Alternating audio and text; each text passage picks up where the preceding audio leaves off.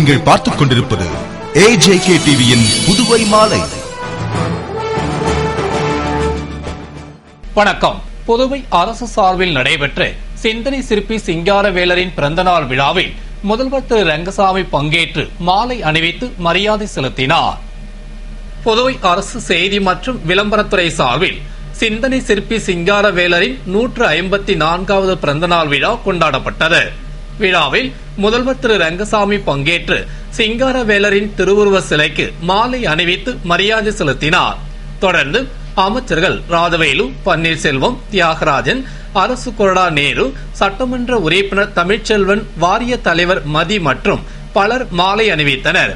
அதேபோன்று காங்கிரஸ் சார்பில் மத்திய இணையமைச்சர் நாராயணசாமி தலைமையில் மாநில காங்கிரஸ் தலைவர் ஏவி சுப்பிரமணியன், எதிர்க்கட்சி தலைவர் வைத்தியலிங்கம், முன்னாள் சட்டமன்ற உறுப்பினர்கள் மனோகர், இளங்கோ உள்ளிட்ட நிர்வாகிகள் மாலை அணிவித்து மரியாதை செலுத்தினர். தொடர்ந்து மீனவர் விடுதலை வேங்கை சார்பில் கங்காதரன் மற்றும் நிர்வாகிகளும், மீனவ ஐக்கிய முன்னணி சார்பில் விஸ்வநாதன் மற்றும் பலரும், திராவிட கழகம் சார்பில் வீரமணி மற்றும் நிர்வாகிகளும் மாலை அணிவித்து மரியாதை செலுத்தினர். சட்டசபை நோக்கி புறப்பட்டு பணி நீக்கம் செய்யப்பட்ட ஊழியர்களின் கண்டன பேரணியை மத்திய இணையமைச்சர் திரு நாராயணசாமி துவக்கி வைத்தார். புதுவையில் கடந்த ஆட்சி காலத்தில் பாப்ஸ்கோ, பான்லிப், பாசிக் உள்பட பல்வேறு துறைகளில் பணியமர்த்தப்பட்ட 4000 ஊழியர்கள் பணி நீக்கம் செய்யப்பட்டனர். இதனை அடுத்து மீண்டும் பணியில் அமர்த்த கோரி பல்வேறு போராட்டங்களை செய்து வந்த ஊழியர்கள் முதல்வரை சந்திக்க சென்ற பொழுது தாக்குதல் நடத்திய காவல்துறையினரை கண்டித்தும் மீண்டும் பணி வழங்கிட வலியுறுத்தியும் மறைமலை அடிகள் சாலையில் உள்ள சுதேசி மில் அருகிலிருந்து பேரணியாக சட்டசபையை நோக்கி புறப்பட்டனர். பேரணியை மத்திய இணையமைச்சர் திரு நாராயணசாமி துவக்கி வைத்தார். பேரணியில் எதிர்க்கட்சி தலைவர் வைத்தியலிங்கம், மாநில காங்கிரஸ் தலைவர் ஏவி சுப்பிரமணியன், முன்னாள் அமைச்சர் நமச்சிவாயம், வட்டார காங்கிரஸ் தலைவர் AKD ஆறுமுகம், காங்கிரஸ் பிரமுகர் சிவக்குழந்து, திராவிட முன்னேற்ற கழக மாநில பொருளாளர் அனிபால் கென்னடி, தொகுதி செயலாளர் ஏம்பலம் செல்வம் உள்பட பல்வேறு கட்சியினரும் பணி நீக்கம் செய்யப்பட்ட ஊழியர்களும் கலந்து கொண்டு ஊர்வலமாக அண்ணா சாலை, நேரு வீதி போன்ற முக்கிய சாலைகள் வழியாக சட்டசபையை நோக்கி சென்றனர். அப்பொழுது அவர்களை ஆம்பூர் சாலை அருகே போலீசார் தடுத்து நிறுத்தினர். எனவே ஊழியர்கள் கோரிக்கையை வலியுறுத்தி கோஷமிட்டு ஆர்ப்பாட்டம் செய்தனர். ஆர்ப்பாட்டத்தில் சட்டமன்ற உறுப்பினர் லட்சுமி நாராயணன், விடுதலை சிறுத்தைகள் கட்சி அமுதவன், முன்னாள் முதல்வர் ராமச்சந்திரன், முன்னாள் அமைச்சர் காந்திராஜ், இளைஞர் காங்கிரஸ் தலைவர் இளையராஜா, திமுக இளைஞரணி அமைப்பாளர் முகமது யூனுஸ், துணை அமைப்பாளர் திருவண்டார்கோவில் காந்தி உள்ளிட்டோர் கலந்து கொண்டனர். அப்போது மத்திய இணையமைச்சர் திரு நாராயணசாமி பேசுகையில், பணி நீக்கம் செய்யப்பட்ட 4000 பேருக்கும் வேலை வழங்கினால் அவர்களுக்கு மாத சம்பளத்தை மத்திய அரசிடமிருந்து பெற்றுத்தர தான் தயார் என்றும், பணி வழங்க கோரி முதல்வரை சந்திக்க சென்ற ஊழியரை முதல்வர் தரக்குறைவாக பேசியது வன்மையாக கண்டிக்கத்தக்கது. மேலும் ஊழியர்களை தாக்கிய காவல் அதிகாரிகள் குறித்து மனித உரிமை குழுவிடம் எடுத்து சொல்வதாக கூறினார். மேலும் பணி நீக்கம் செய்யப்பட்ட ஊழியர்களை மீண்டும் பணியில் அமர்த்தாமல் காங்கிரஸ் ஓயாது என்று அவர் கூறினார். பல்வேறு கோரிக்கைகளை வலியுறுத்தி புதுவை வழக்கறிஞர்கள் நீதிமன்றத்தை புறக்கணித்து போராட்டத்தில் ஈடுபட்டனர். புதுவை நீதிமன்றத்தில் காலியாக உள்ள பணியிடங்களை நிரப்பிட வேண்டும், நீதிபதி, அரசு வழக்கறிஞர், முன்சீட் நீதிபதி உள்ளிட்ட பதவிகளை நிரப்பிட வேண்டும், புதுவை உரிமையியல் நீதிமன்றத்தை குற்றவியல் நீதிமன்றத்திற்கு மாற்றிட வேண்டும் என்பது உள்ளிட்ட பல்வேறு கோரிக்கைகளை வலியுறுத்தி புதுவையின் 13 நீதிமன்றங்களைச் சேர்ந்த 700 வழக்கறிஞர்கள் நீதிமன்றத்தை புறக்கணித்து போராட்டத்தில் ஈடுபட்டனர். இதனால் நீதிமன்ற பணிகள் யாவும் முடங்கியது. மேலும் இந்த போராட்டம் நாளையும் தொடரும் என்று வழக்கறிஞர்கள் தெரிவித்தனர். தேர்வு வரும் நேரத்தில் மின் இணைப்பை காரணம் காட்டி பல கிராமங்களில் மின் இணைப்பை துண்டிப்பதற்கு காங்கிரஸ் கண்டனம் தெரிவித்துள்ளது. இது குறித்து காங்கிரஸ் செய்தி தொடர்பாளர் வீரராகவன் கூறுகையில், +2 மாணவர்களுக்கு பொதுத் தேர்வு துவங்க சில நாட்களே உள்ளது. மேலும் தற்பொழுது செய்முறை தேர்வு நடைபெற்றுக் கொண்டிருக்கிறது. இந்நேரத்தில் மண்ணாடிப்பட்டு தொகுதியில் உள்ள பல கிராமங்களில் திடீரென மின்துறை மின்கட்டண பாக்கியை காரணம் காட்டி மின் இணைப்புகளை துண்டித்து விட்டனர். இதனால் மாணவர்கள் பாதிப்படைந்து தெருவிளக்கு வெளிச்சத்திலாவது தேர்வுக்கு படிக்கலாம் என்று சென்றால் அங்கு தெருவிளக்குகள் கூட எரியவில்லை என்றார். மேலும் பழுதடைந்த தெருவிளக்குகளை சரி செய்யாத அரசு ஏழை மக்களின் ஒரு விளக்கு திட்ட மின் இணைப்புகளை துண்டிப்பதற்கு கண்டனம் தெரிவித்த அவர், தொடர்ந்து அரசின் இத்தகைய நடவடிக்கையால் ஏழை எளிய மாணவர்களின் எதிர்காலம் பாழாகிறது என்று அவர் கூறினார். புதுவை மாநில மின்சாரத்துறை திடீரென கடந்த ஒரு வார காலமாக கூனிச்சம்பட்டு, மண்ணாடிப்பட்டு, செட்டிப்பட்டு ஆகிய மண்ணாடிப்பட்டு தொகுதியில் உள்ள பல்வேறு கிராமங்களில் மின்சார கட்டணம் கட்டவில்லை என்று சொல்லி வீடுகளில் உள்ள மின் இணைப்பை திடீரென துண்டிக்கிறார்கள்.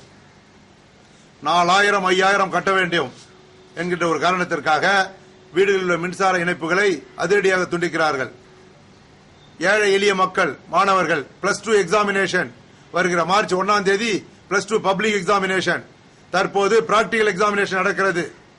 மாணவர்களால் படிக்க முடியவில்லை. அவருடைய வீடுகளில் மின் இணைப்பு துண்டிக்கப்பட்டிருக்கிறது.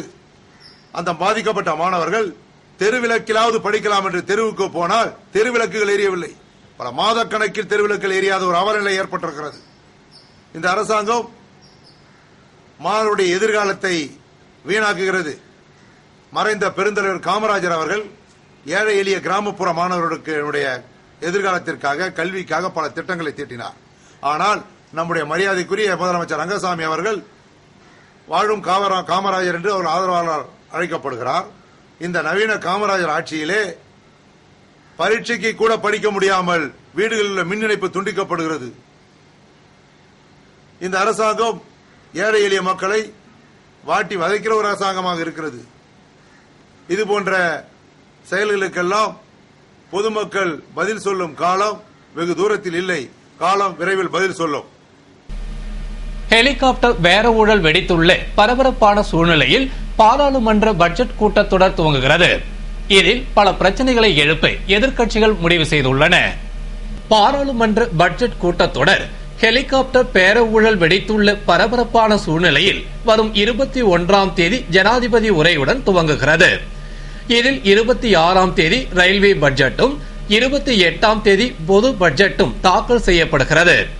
இந்நிலையில் ஹெலிகாப்டர் கொள்முதலில் நடைபெற்ற ஊழல், பெட்ரோல் டீசல் விலை உயர்வு, தனி தெலுங்கானா, ரயில்வே கட்டண உயர்வு குறித்து பல பிரச்சனைகளை எழுப்ப எதிர்க்கட்சிகள் திட்டமிட்டுள்ளன.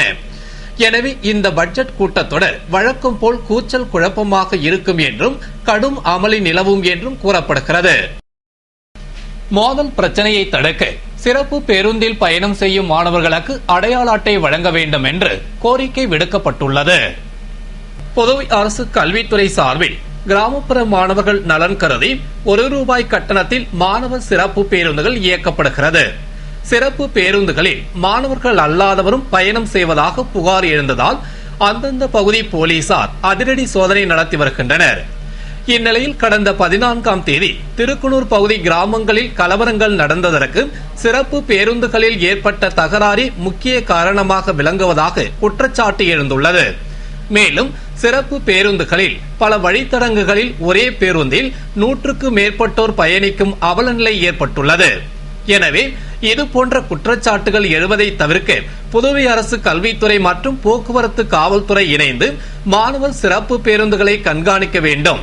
மேலும் சிறப்பு பேருந்துகளில் பயணிக்கும் மாணவர்களுக்கு அடையாள அட்டை வழங்க வேண்டும் என்று சமூக ஆர்வலர்களும் பொதுமக்களும் கோரிக்கை விடுத்துள்ளனர்.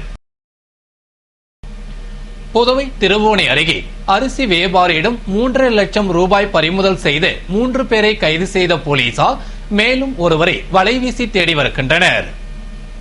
புதுவையில் பல்வேறு பகுதிகளில் விழுப்புரத்தைச் சேர்ந்த ராஜேந்திரன் என்பவர் அரிசி வியாபாரம் செய்து வருகிறார். அவர் வாடிக்கையாளர்களுக்கு அனுப்பும் அரிசி லோடுகளுக்கு ராஜா முகமது என்பவர் பணம் வசூலித்து செல்வார். அதுபோன்று ராஜா முகமது 3.5 லட்சம் ரூபாய் பணத்தை வசூலித்து மதகடிப்பட்ட அருகே சென்ற பொழுது இருசக்கர வாகனத்தில் சென்ற இருவர் அந்த பணத்தை வழிப்பறி செய்தனர். அவர்களில் ஒருவனை நல்லூர் ரயில்வே கேட் அருகே உள்ள பாலத்தில் சிலர் மடக்கி பிடித்து திருவோணை போலீசாரிடம் ஒப்படைத்தனர். அவனிடம் போலீசார் நடத்திய விசாரணையில் அவன் பனையபுரத்தைச் சேர்ந்து லியோ ஃபால்ஸ் என்பதும் அவனுடன் கோபி, மரிய வினோ ஜாக்கி, சசி ஆகிய 3 பேருக்கும் தொடர்பு உள்ளது என்பது தெரிய வந்தது. இதனையடுத்து கோபிநாத், ஜாக்கி ஆகிய இருவரை கைது செய்த போலீசார் சசியை வலைவீசி தேடி வருகின்றனர். மற்றும் இருவரிடமிருந்து 2,20,000 ரூபாயினை பறிமுதல் செய்தனர். உள்ஒதுக்கீடு, ஜாதி சான்றிதழ் உள்ளிட்ட பல்வேறு கோரிக்கைகளை வலியுறுத்தி அருந்ததியர் மக்கள் மாபெரும் கண்டன ஆர்ப்பாட்டத்தில் ஈடுபட்டனர். புதுவை சுதேசி மில் அருகில் அருந்ததியர் மக்கள் சங்கத்தினர் சங்க பொதுச் செயலாளர் தவமணி தலைமையில் நிர்வாகிகள் முன்னிலையில் மாபெரும் கண்டன ஆர்ப்பாட்டத்தில் ஈடுபட்டனர்.